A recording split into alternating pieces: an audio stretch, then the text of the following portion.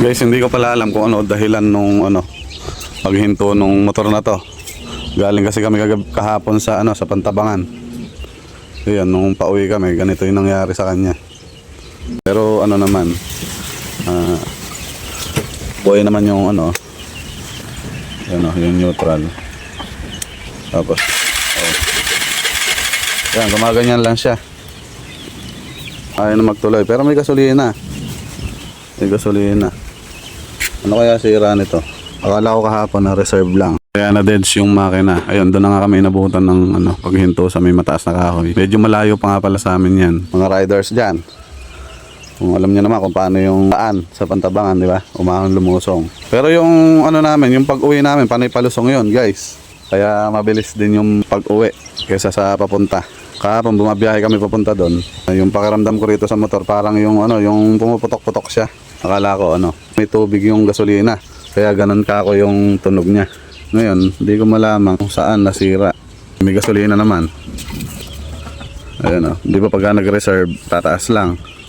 Hindi ko alam kung dito na naman sa stator Pero yun lang yung duda ko, guys. Kung dito sa stator. Kasi nung nakaraan, napalitan ko na rin ng stator to. Comment naman kayo, guys, kung ano yung dahilan ng pagtirek sa biyahe habang bumabiyahe. Yun lang, panay ganito lang Kahit i-regulasyon siya